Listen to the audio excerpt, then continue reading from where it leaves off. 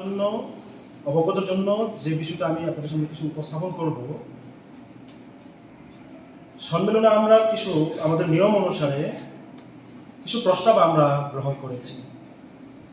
যে প্রস্তাব হলভর্তি ডেলিগেটসের সকলের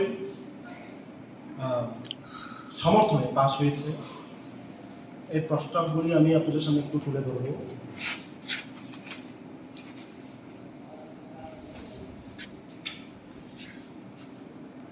এক নম্বর প্রস্তাব যেটা আমরা উত্থাপন করেছিলেন এবং সেটা পাস হয়েছে সর্বসম্মতিক্রমে, শিক্ষা বেসরকারীকরণ ও কর্মসংকোচন নীতির বিরুদ্ধে জোরদার আন্দোলন করে তুলতে হবে, যেটা আমাদের প্রস্তাব 1 নম্বর। 2 নম্বর হচ্ছে গণতন্ত্র প্রতিষ্ঠার সংগ্রামকে ব্যবহার করুন, আমাদের করতে হবে। 3 নম্বর বিবেককামী শক্তিকে প্রতিহত করে জাতীয় উপজাতির ঐক্যবদ্ধ গণতান্ত্রিক আন্দোলন জোরদার করুন। 4 নম্বর যে প্রস্তাবিত যে উত্থাপিত প্রস্তাব 125তম সংবিধান সংশোধন করে এডিসিকে অধিক অর্থ ও ক্ষমতা প্রদান ও কবর ভাষাকে সংবিধানের 8ম তফসিলে অন্তর্ভুক্ত করতে হবে, যেটা খুবই দীর্ঘকাল ধরে আমরা কবর ভাষাকে সংবিধানের 8ম তফসিলে অন্তর্ভুক্ত করার জন্য আন্দোলন করে এসেছি। আমাদের টিওয়াইএফ এটা আবারও 16তম সংবিধানে 16তম যে সম্মেলনে প্রস্তাব আকারে আমরা গৃহীত করেছি এবং সেটা আপনাদের সামনে তুলে ধরেছি।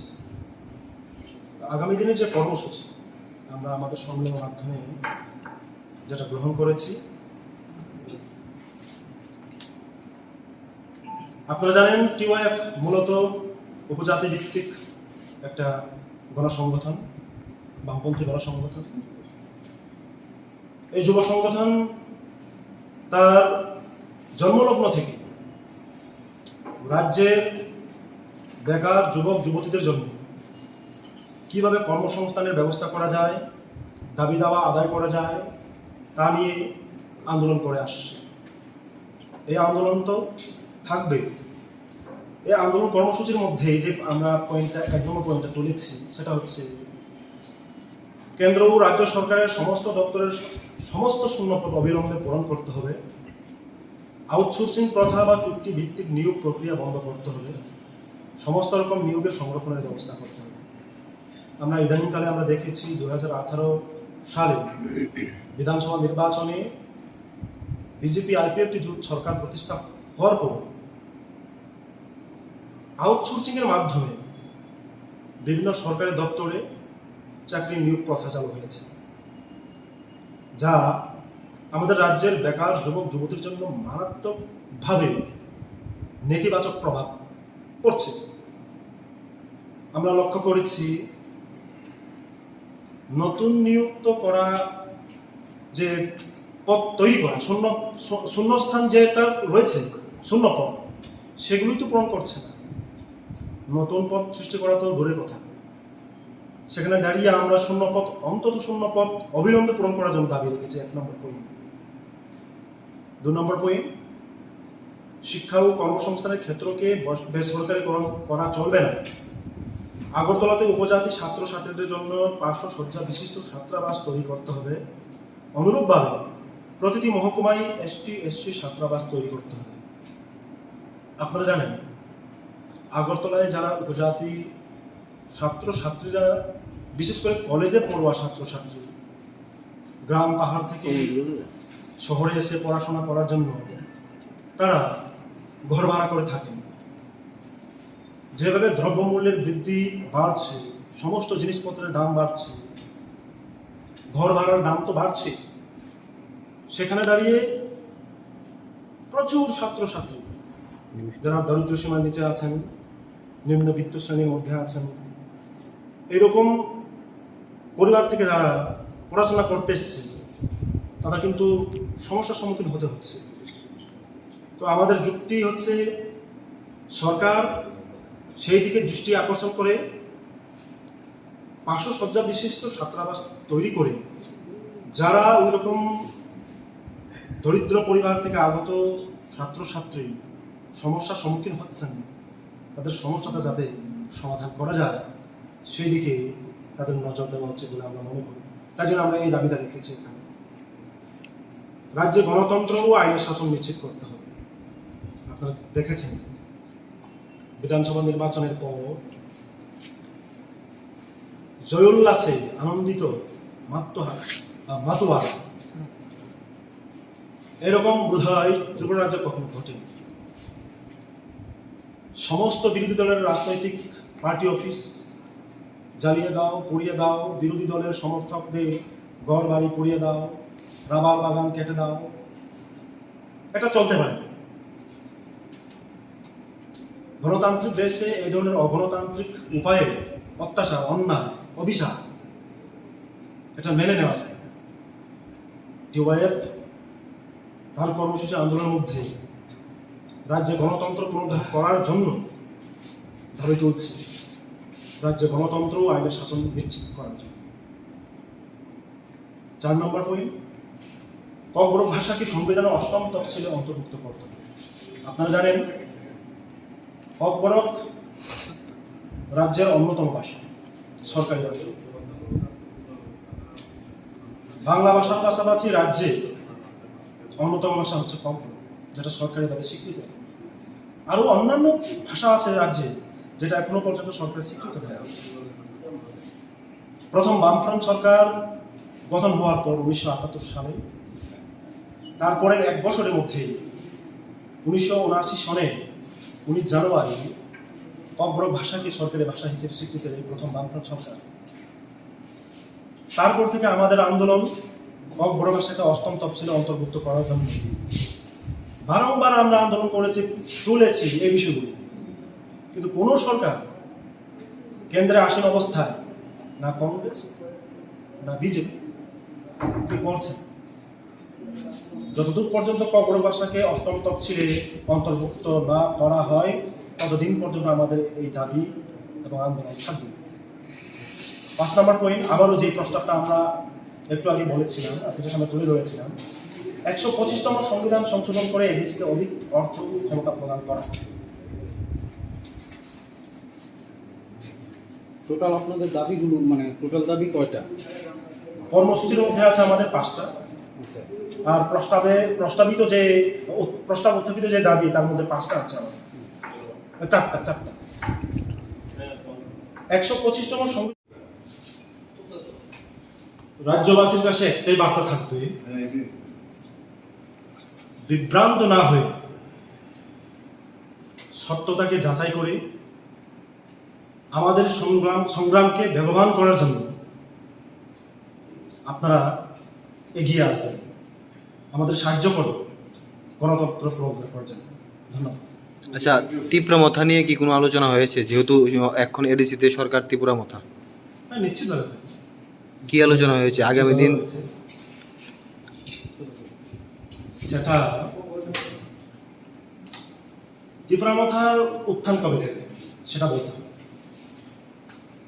ঠিক এডিসি নির্বাচনের প্রায় 6 মাস আগেই কিন্তু ত্রিপুরা মথার উত্থান হয়েছে।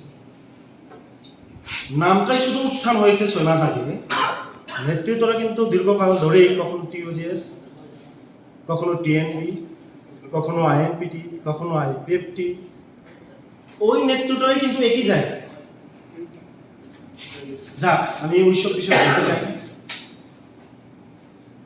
তো বর্তমান পরিস্থিতি দাঁড়িয়ে উপজাতি অংশের যুবকরা বিভ্রান্তির শিকার হচ্ছে। 2018 নির্বাচনের আগে আইপিএফটির উত্থাপিত যে দাবি ত্রিপুরা, যেটা আমরা তখন বলেছিলাম, এই দাবি আসলে আমাদের ত্রিপুরা রাজ্যের মতন একটা মিশ্র সংস্কৃতির রাজ্যে একটা সাম্প্রদায়িক সংস্কৃতির বার্তা দেবে, এবং সেটা হয়েছে। কিন্তু আমাদের কথাই বিশ্বাস করে নিতে হবে, বামফ্রন্টের নেতৃত্বের কথাই বিশ্বাস করে। সরকার পরিবর্তন হয়েছে, মানুষ বিশ্বাস করেছিল হ্যাঁ আইপিএফটিকে যদি ক্ষমতায় আনা হয় তাহলে তারা অবশ্যই আমাদের ত্রিপুরাল্যান্ড দেবে। আমাদের বামফ্রন্টের নেতৃত্বের নাম নিয়ে বলা হতো তখন, ওদের কারণে ত্রিপুরাল্যান্ড হচ্ছে না, সুরসুরি একই সুরসুরি চলছে, এখন একই ধারায় সুরসুরি চলছে। শুধু নামটার মধ্যে আরেকটা শব্দ যুক্ত হয়েছে ঘাটা। দাবি একটাই, সেই শুধু। তো আমাদের বার্তা থাকবে, বিভ্রান্ত না হয়ে সঠিক পথে আপনারা চলবেন, যুক্তিক পথে চলবেন, অযৌক্তিক মন্তব্য থেকে দূরে থেকে আপনার আমাদের রাজ্যে ছেলে মেয়েদের ভবিষ্যৎকে সুরক্ষিত করবেন, জনগণকে সুরক্ষিত করবেন, গণতন্ত্র পুনরুদ্ধার করবেন। ধন্যবাদ। কেন্দ্রের রাজ্যসভায় 125তম সংবিধান সংশোধনের যে বিলটা উত্থাপিত হয়েছে, সেখানে ষষ্ঠ তফসিলকে আরো অধিক ক্ষমতা দিয়ে তাকে নতুন করে সংবিধানে সংযোজন করার জন্য একটা প্রস্তাব রাখা হয়েছে।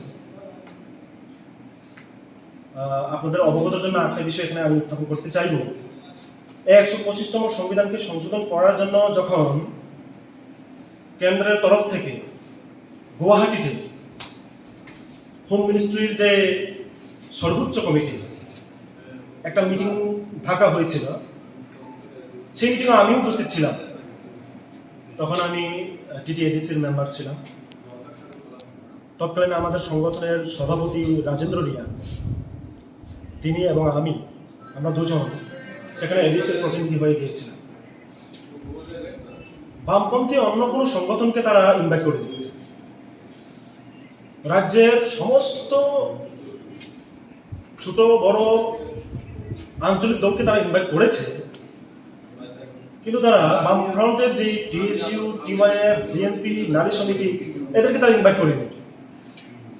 আমরা সেখানে এডিসির প্রতিনিধি হয়ে উপস্থিত হয়েছে। সেখানে আমাদের দাবি দাওয়া নিয়ে 125তম সংবিধান সংশোধনী বিলে আমাদের এডিসি প্রশাসন কি চায় সেটা আমরা উত্থাপন করেছি। সেই উত্থাপনের কপি সাংবাদিক বন্ধুরা এই সম্মেলনের উপরে আপনাদেরকে হোয়াটসঅ্যাপের মাধ্যমে আমরা পাঠিয়ে দিই, যারা কপি যেহেতু করা হয়নি। তো সেখানে আমরা আমাদের দাবি রেখেছিলাম যে এডিসিকে অধিক অর্থ আর ক্ষমতা প্রদান করে এডিসির উন্নয়নকে আরো বেগবান করার জন্য যাতে কেন্দ্রীয় সরকার সাহায্য করে, তার দাবি আমরা রেখেছিলাম। 2 বছর পেরিয়ে গেছে। 2016 থেকে যদি আমরা ধরি তাহলে কিন্তু প্রায় 6 বছর হয়ে গেল। আমরা গিয়েছিলাম 2020-তে, কেন্দ্র সরকারের হোম মিনিস্ট্রি ডিপার্টমেন্ট থেকে আমাদের ইনভাইট করা হয়েছিল, তাও 2 বছর কেটে গেল। শুধুমাত্র আমাদের প্রশ্ন এখানে, শুধুমাত্র নির্বাচন এলে পরেই কি শুধু এডিসির ক্ষমতা বাড়ানোর যে কথা কি মনে পড়ে? এডিসিকে নিয়ে রাজনীতি কি এভাবেই চলতে থাকবে? শুধু রাজনীতির জন্যই এই প্রস্তাবগুলো যদি উত্থাপন করা হয়, তাহলে বাস্তবিক ক্ষেত্রে এডিসিকে বঞ্চনা করা হচ্ছে না। এডিসি অঞ্চলে বসবাসকারী 13 লক্ষ 14 লক্ষ উপজাতি অংশের মানুষদেরকে বঞ্চনা করা হচ্ছে না। কেন শুধুমাত্র নির্বাচনের সময়ই এই প্রশ্ন, এই দাবিগুলো উত্থাপন করা হবে? কেন এটা সিরিয়াসলি কেন্দ্র সরকার এবং রাজ্য সরকার মিলে 125তম সংবিধান সংশোধন করে এডিসিকে অধিক ক্ষমতা প্রদানের জন্য এবং অর্থ দানের জন্য ব্যবস্থা করছে না? আমরা এই দাবিগুলো স্ট্রংলি তুলছি। আমাদের সংগঠনের প্রেসিডেন্ট উনি সংক্ষিপ্ত আকারে আপনাদের সামনে একটু তুলে ধরবার চেষ্টা করেছেন আমাদের সম্মেলনের কিছু পার্ট। আমি প্রথমে আপনাদেরকে আজকে এই সম্মেলন প্রেস কনফারেন্সে স্বাগত জানাচ্ছি এবং অভিনন্দন জানাচ্ছি, শুভেচ্ছা জানাচ্ছি। একটা মারাত্মক প্রতিকূল পরিস্থিতির মধ্যে দাঁড়িয়ে আমরা 2017 সালের 11 থেকে 13 জানুয়ারি 3 দিন ব্যাপী যে 15শ কেন্দ্র কমিটির সম্মেলন, ত্রিপুরা উপজাতি যুব সমিতি, যুব ফেডারেশন, তারপর দীর্ঘ প্রায় 5 বছর পেরিয়ে যাওয়ার পর আমরা গত 3 তারিখে আমাদের সম্মেলনটাকে আমরা সমাপ্ত করেছি একদিনের মধ্যেই। তো কমরেড কৌশিক বলেছেন আপনাদেরকে যে টোটাল 535 জন ডেলিগেটস আমাদের সম্মেলনে উপস্থিত হয়েছিলেন। তার মধ্যে যদি আমরা বয়স ভিত্তিক ব্রিফটা আপনাদের দেই, সেখানে 18 থেকে 25 বছর বয়সের মধ্যে প্রায় 54 জন ডেলিগেটস উপস্থিত হয়েছে। 26 থেকে 35 বছর বয়সের মধ্যে প্রায় 111, 37 থেকে 45 বছর বয়সের যে ডেলিগেটস তারা প্রায় 270। আমরা দেখেছি এখানে শিক্ষাগত যোগ্যতা এই 525 জন ডেলিগেটসের মধ্যে পঞ্চম মান পাস করে যারা আমাদের ডেলিগেটসে উপস্থিত হয়েছেন তাদের মধ্যে প্রায় 34 জন, অষ্টম 34 অষ্টম মান উত্তীর্ণ ডেলিগেটস 124, মাধ্যমিক উত্তীর্ণ 170 170, উচ্চ মাধ্যমিক 89, গ্রাজুয়েট 75, পোস্ট গ্রাজুয়েট 23। ডাক্তারি পড়াশোনা করছে এবং কমপ্লিট করেছে ওই রকম ডেলিগেটস আমাদের সম্মেলনে উপস্থিত হয়েছে 2 জন। LLB পড়ছে এরকম ক্যান্ডিডেটস আমাদের এখানে উপস্থিত হয়েছেন 1 জন। ইঞ্জিনিয়ার কমপ্লিট করেছে যারা অনেকে, এবং এখনো যারা পড়ছে তাদের মধ্যে 17 জন উপস্থিত হয়েছে। 17। আমি এই তথ্যগুলো আপনাদের সামনে তুলে ধরছি এই কারণে, এমন একটা অরাজক রাজনৈতিক পরিস্থিতির মধ্যে দাঁড়িয়েও ট্রাইবাল ইউথ ফেডারেশনের যে 16তম যে সম্মেলন, এখানে উপস্থিতির যে হার দারুণভাবে লক্ষণীয়। এবং বিশেষ করে এখানে যেটা আমি আপনাদের সামনে উল্লেখ করার চেষ্টা করব, যারা প্রফেশনাল কোর্সে পড়াশোনা করছেন এবং প্রফেশনাল কোর্সে পড়াশোনা কমপ্লিট করে ইতিমধ্যেই তারা বেকার অবস্থায় বসে আছেন, এরকম ডেলিগেটসের মধ্যেও কিন্তু ইঞ্জিনিয়ারিং পাস করা, LLB পাস করা, ডাক্তারি পড়াশোনা করে পাস আউট, এরকম কিন্তু ছেলে মেয়েরাও আমাদের সম্মেলনে উপস্থিত হয়েছে, যেটা বিশেষভাবে লক্ষণীয় বিষয় আমাদের এই সম্মেলনে। আপনারা জানেন নিশ্চিতভাবে আমাদের রাজ্যে গণতন্ত্র ভূলুণ্ঠিত। 2018 নির্বাচনের পর রাজ্যে তো বামফ্রন্ট সরকার নেই।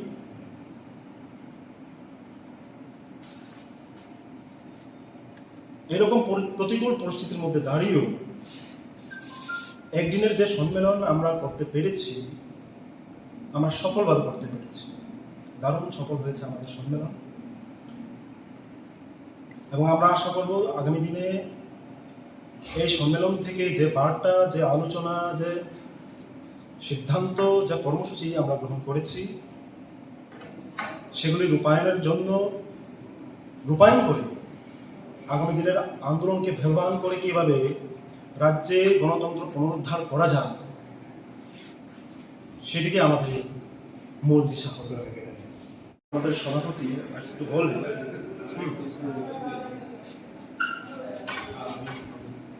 বর্তমান যে রাজনৈতিক পরিস্থিতি দাঁড়িয়ে আমাদের যে কেন্দ্রীয় সম্মেলন, আমরা নতুনভাবে দায়িত্ব গ্রহণ করেছি 93 জন কেন্দ্র কমিটির সদস্য, 17 জন সম্পাদক কমিটির সদস্য। একটা চ্যালেঞ্জিং যে সময়, তার মধ্যে দাঁড়িয়ে আমাদের লড়াইটা আমরা করব, আমরা জারি রাখব। আগামী দিন মতাদর্শগত লড়াই, বিভাজন, সংকীর্ণতা চিন্তা ভাবনা নিয়ে যারা রাজনীতি করছেন, তাদেরকে কিভাবে দুর্বল করে গণতন্ত্রকে পুনরুদ্ধার করা যায়,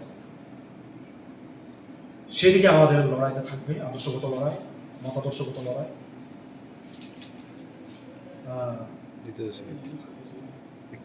আরেকটা বিষয় আপনাদের সামনে একটু তুলে ধরব, যেটা আমাদের সম্মেলনে খুব দারুণভাবে ডেলিগেটস বন্ধুরা সেটা উত্থাপন করেছে, এবং সেটা আমাদের নজরে এসেছে। আপনারা জানেন কম বড় বিষয় এখন আমাদের রাজ্যে একটা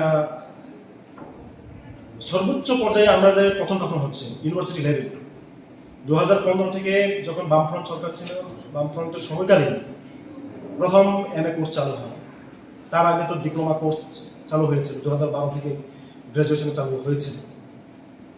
আজকে প্রায় 10 বছর গ্র্যাজুয়েশন চালু হওয়ার পর কিন্তু কলেজে এখনো পর্যন্ত কবরক ডিপার্টমেন্টে কবরক সাবজেক্টটাকে নিয়ে, বিষয় নিয়ে অ্যাসিস্ট্যান্ট প্রফেসর বা সহকারী অধ্যাপক নিয়োগ করা হয়নি। আমরা শুনেছি এবং মন্ত্রিসভার সিদ্ধান্তে দুবার প্রেস কনফারেন্সে আমরা এটা লক্ষ্য করেছি, রাজ্য সরকারের মন্ত্রীদ্বয়ের মাধ্যমে, যে অপর বিষয়ে অ্যাসিস্ট্যান্ট প্রফেসর শীঘ্রই নিয়োগ করা হবে। ইদানিং কিছু দিন আগে, প্রায় সপ্তাহখানেক হয়ে, টিপিএসসির মাধ্যমে নোটিফিকেশন জারি করা হয়েছে 40 জন অ্যাসিস্ট্যান্ট প্রফেসর নিয়োগ হবে। আমরা ওখানে লক্ষ্য করেছি অ্যাসিস্ট্যান্ট প্রফেসর কবরক সাবজেক্টের মধ্যে একজন হবে। আমরা আমাদের আজকে এই প্রেস কনফারেন্সের মাধ্যমে দাবি তুলব, যত দ্রুত সম্ভব রাজ্যের 22টি ডিগ্রি কলেজে অ্যাসিস্ট্যান্ট প্রফেসর ফর কবরক সাবজেক্ট নিয়োগ করা হোক, যেটা খুবই জরুরি। ধন্যবাদ।